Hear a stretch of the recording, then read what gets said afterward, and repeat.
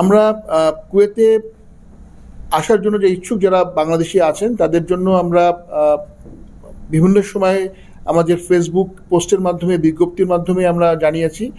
এবং আবারও আমি আপনাদের মাধ্যমে বলতে চাচ্ছি যে অনুগ্রহপূর্বক যারা কুয়েতে আসবেন আসার আগে দেখবেন আপনার এই যে ভিসা যেটা আছে এই ভিসাটা কত নম্বর ভিসা, আপনি কোনো কোম্পানিতে আসছেন না কোনো ব্যক্তির কাছে আসছেন। যদি কোনো কোম্পানিতে আসছেন সেই কোম্পানির সাথে আপনার চুক্তিপত্রতে আপনার স্বার্থ রক্ষিত হচ্ছে কিনা সেটা দেখবেন। যদি কোনো ব্যক্তির কাছে আসেন কোনো বাসাতে কাজের জন্য সেক্ষেত্রে আপনার এই কাজের ঠিকানা কি, আপনার বেতন কত, আপনার যেমন সপ্তাহে 6 দিন কাজ করার কথা, একদিন আপনার এখানে অবসর থাকার কথা, নগদ পেমেন্টে 500 টাকা পর্যন্ত ক্যাশব্যাক আর লেনদেনে প্রতিদিন ডিপ ফ্রিজ এবং ঘন্টায় ঘন্টায় এসি টিভি সহ দারুণ সব গিফট। আপনার বছরে 1 মাস আপনার ছুটি পাওয়ার কথা বেতন সহ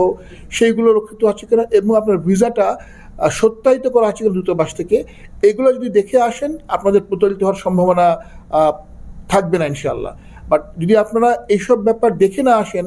অনেকেই এখানে প্রতারিত হচ্ছেন কারণ তারা বিভিন্ন দালালের মাধ্যমে এখানে আসছেন এবং দূতাবাস থেকে সত্যায়িত ভিসা যদি না হয় সেক্ষেত্রে দূতাবাসের সাথে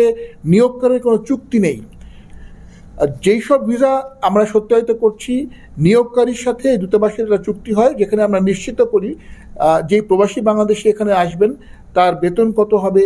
তার থাকার ব্যবস্থাটা কীভাবে হবে সেটা আমরা দেখি, তার চিকিৎসার ব্যবস্থাটা